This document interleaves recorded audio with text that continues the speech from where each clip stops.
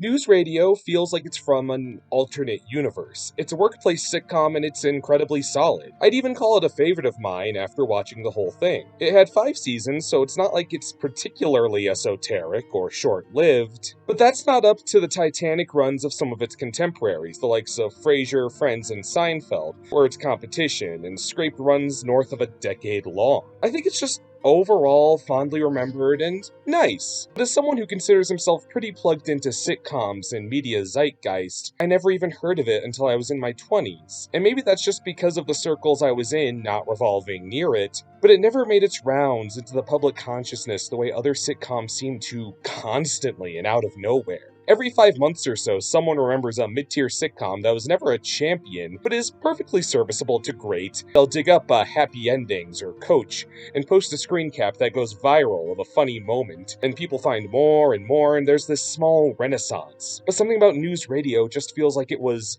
honorably discharged from the sitcom conversation. It's not a bad word or one that makes people bristle, per se. You'll find people who remember it very fondly if you mention it, but always with kind of a caveat, even if unspoken. None of its stars had total career nosedives after the show ended, but they aren't huge to this day either, at least not in conventional acting. There's just a palpable aura to Newsradio that's like, this show's great, but there's a je ne sais quoi that makes it feel a bit cursed.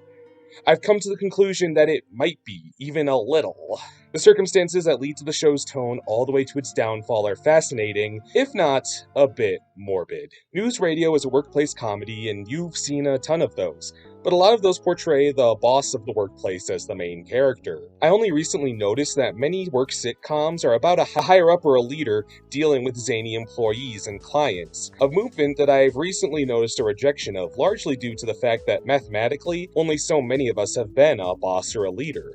Michael Scott is a lot less funny when you're a worker who's been exploited by a boss like Michael Scott, which is why Newsradio's approach was rather fresh and to this day rather interesting, the vantage point being the lower rungs of the station ladder. Newsradio was about the workers of WNYX, a news radio station in New York, whose lives were set to spin cycle by their out-of-touch boss, who instead of the protagonist is positioned as the force of chaos if not an antagonist at times. This set up and created something of a workers unite mentality to many of the stories as they navigate uneven holiday gifts, promotions, and layoffs under the thumb of their loony millionaire who signs their paycheck.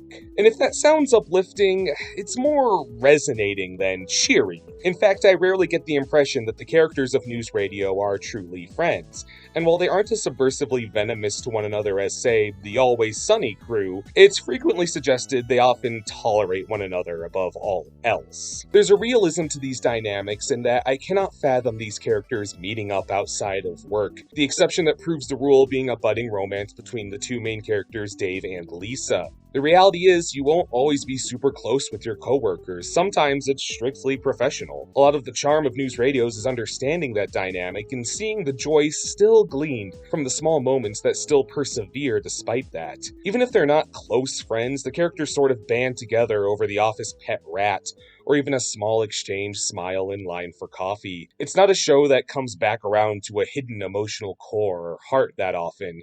Just the small things that make work a bit more bearable. When you have a boss who's a total lunatic, it's nice that there's something good to eat in the break room alongside your coworker who you don't know the surname of, but you like them fine. Matching the authenticity of this workplace dynamic is a very certain lucidity of the characters themselves. Many of the characters feel cut from sitcom tropes, from the narcissist to the geek, but they all have a layer as if they entered from this office work wanting to be a certain workplace sitcom character that spruces up their lives, and the often mundane reality throws them off course.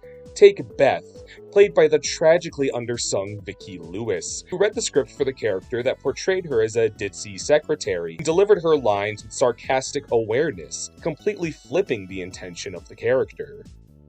Don't you think that he's being totally jealous and paranoid and possessive? Yes, and yes. Yahtzee! If my boyfriend acted like that, I would go absolutely bitch cakes. Airheaded characters in sitcoms are a dime a dozen, but Vicky's read of Beth resembled a perfectly reasonable person constantly playing dumb, as if intentionally fueling the flame of workplace hijinks. distracting herself from secretary work long enough to be worth it, which is precisely a category of coworker we all know and may have been at some point. Well, of course there's a difference. Pretty means pretty. Cute means pretty, but short and or hyperactive, like me. Okay, you're making this up. This is a keen insight on both stock sitcom characters and common workplace situations and peers, and it ties together to be shrewd, entertaining, and a bit sobering, as Beth as a character would often feel as if she was written unabashedly as a buffoon, and Vicki Lewis would in turn play the character as someone using that perception to her advantage, hoisting up the nonsense everyone is dealing with, fully aware that it's nonsense, but relieved it will stifle the labor she's actually being paid to do a bit longer. Every character in Newsradio was a double-sided caricature in that vein, perhaps most prominently Dave and Lisa, who pursue a workplace romance but find themselves facing hurdles, and wild resolutions and developments as melodramatic as those experienced by Ross and Rachel were not to be found. Instead, they'd break up in an unspectacular fashion, and it would still feel like a gut punch. They'd realized love between colleagues is a difficult thing to navigate that has permanently changed their dynamic, and that's not worth it. Dave and Lisa never even really fully reconcile from this point, leaving an ever-present change in their dynamic that marks a slight derision from one another, which they share from their undone relationship. There's never a true resolution or apology. It's a realistic change. It kinda sucks for them. It was just a bit harsh, and as a result, it was real. Newsradio knew where its bread was buttered, presenting itself as a show with a lot of smart observations about sitcoms and workplaces, but also one that sometimes fell victim to the pitfalls that were germane to its own commentary. A show with its finger on the pulse of toxic relationships and the hardship of the blue-collar worker, belied by a production where such factors still seem to occur in real life. And I think that's why many find it to be a hard show to talk about, and perhaps a hard show to reminisce on. The most succinct example would be the character of Catherine, who had the recurring conflict of feeling underutilized as a black woman working in a 20th century radio station. She was played by Candy Alexander, a black woman who departed from Newsradio during its 4th season, no small contributing factor being her feeling underutilized on the show. This paints the image of a work environment aware of common employer shortcomings and even a willingness to address them publicly, but not to fix them behind closed doors. I feel this situation is a very straightforward iota of how many felt to work on Newsradio, to make art that comments on art yet doesn't make those difficulties any easier to bear. Dealt with less outwardly was the show's kinda bizarre relationship with sexuality. As a product of the 90s, the show is rife with poorly aged gay panic and bashing jokes, which felt commonplace at the time but read as far less comfortable watching today, especially when you realize one of the show's most prominent stars, Andy Dick, is bisexual, an aspect of himself that he would not be public about for a few years after the end of Newsradio. Even more troubling is the fact that Andy Dick's character, Matthew, was often the butt of homophobic jokes, his character being the cast's maladroit geek type, and yet another layer to unpack comes in the form of the characters who would administer this bullying on screen. One of the most common culprits was the office tech whiz Joe, played by Joe Rogan. Yes, that Joe Rogan, who would go on to be one of the loudest voices of movements in way of anti-vaccination and other problematic trends relating to toxic masculinity as a podcaster in this day and age long after the end of Newsradio, making the alpha male mentality of his Newsradio character ring far less harmless when you draw the direct line between him and his actor. Well, I just wanted to ask you if you might enjoy a salted nut.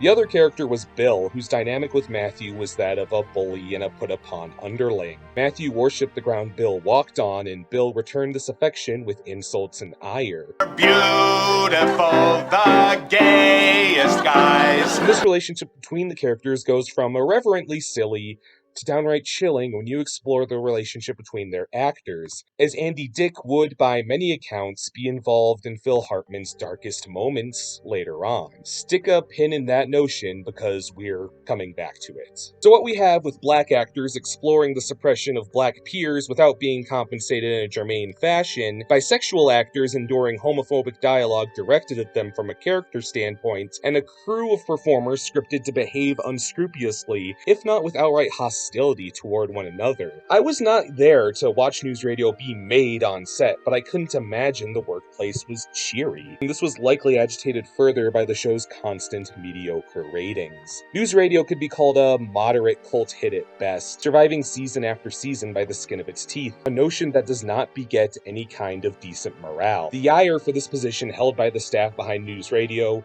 was never a secret. The creator of the show, Paul Sims, had comments such as these to say in a 1997 Rolling Stone interview during one of the limbos between Newsradio's renewals, when things looked most bleak.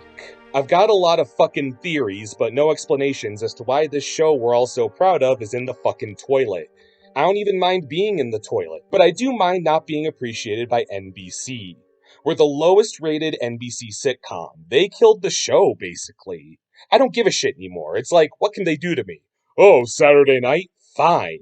We are the lowest rated sitcom on NBC. It can't get any worse." I imagine shared frustrations and tension like that would cultivate an on-set culture that resented not just the position the performers and working creatives were placed in, but the television industry, to a point that the cast and crew of Newsradio would attend events such as the SAG Awards and intentionally show derisiveness by carelessly removing their shoes at the function and stealing wine off tables that weren't theirs. The cast was banned for their less than deferential behavior, further cementing them as the redheaded stepchildren in the TV world. Newsradio is a great sitcom, but sometimes I wonder it was worth it.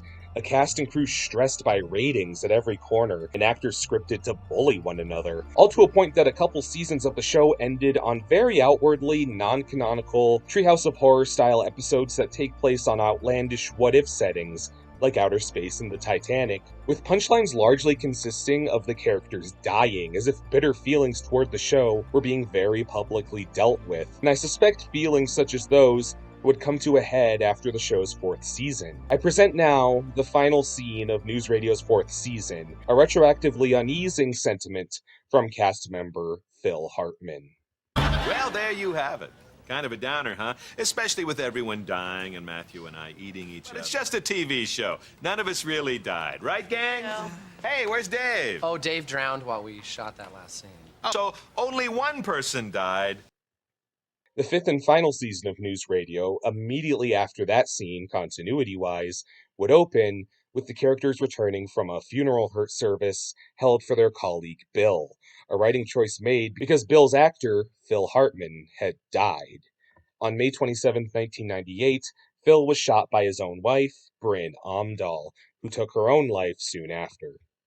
At just the age of 49, Phil Hartman was taken away from the world, leaving behind 2 children, a legion of grieving friends in and out of the industry, and an unforgettable body of work.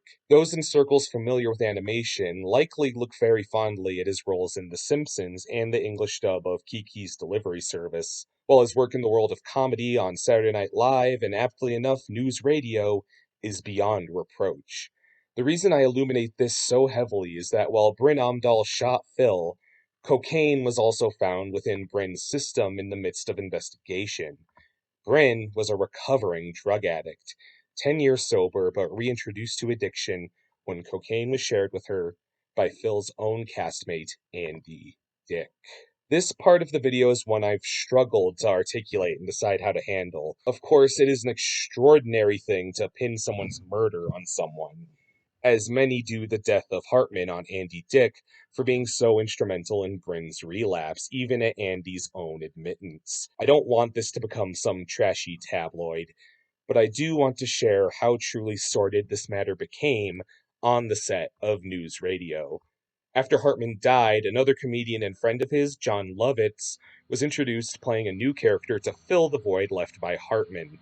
Andy Dick was reportedly so cruel to Lovitz in a relentless manner, harassing him and saying that she shouldn't be there on the show. Lovitz was at one point forthcoming that he blamed Andy for giving cocaine to Bryn. The two had a lot of tension. Most chillingly, Andy would, at a cast party, drunkenly state that he wished death on Lovitz, saying he placed the Hartman hex on him to be the next to die. Years after Newsradio ended, Andy Dick and Jon Lovitz encountered one another at a comedy club and decided to hash out their differences. A conversation that ended with Lovitz slamming Dick's face into the bar where they talked.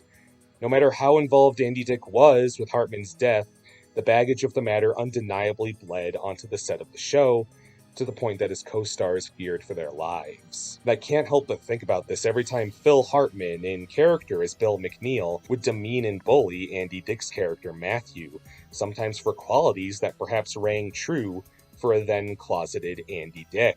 Perhaps the caricature of a frail and awkward geek was one Andy Dick wanted to shed by coming off as a fun party guy who was lax enough to give some cocaine to a then-recovering Bryn. Maybe he resented playing a character who was so cravenly kowtowing to Hartman's that he wanted to establish some kind of power move by sharing drugs with his wife and spiraling her into a state that not even he could predict. Some may say that jokes are just jokes and people are just people, but anyone in the comedy industry can tell you this isn't true. I'm reminded of an anecdote that isn't directly related to Newsradio, but rings true in the comedy industry. I'm about to read a passage from the autobiography by comedic writer and actor Bob Odenkirk. Comedy, drama, which is about his close relationship to the late Chris Farley during his time as a writer on SNL. The first breakout moment for Chris was the Chippendales audition sketch on the Patrick Swayze hosted episode in season 16. It was a huge bummer to me to see that scene get on the air and get such attention. I know it confirmed Chris's worst instincts about being funny, which was how he proved his worth, that getting laughed at was as good as getting a laugh. Writers I knew and respected defended this sketch because it had a funny-ish idea buried in it. But that idea is not what produced the gales of cackling from the audience. Chris flopping his overstuffed body around did that. I feel like I can see it on his face in the moment when he rips his shirt off. Shame and laughter are synthesized in the worst way. Fuck that sketch.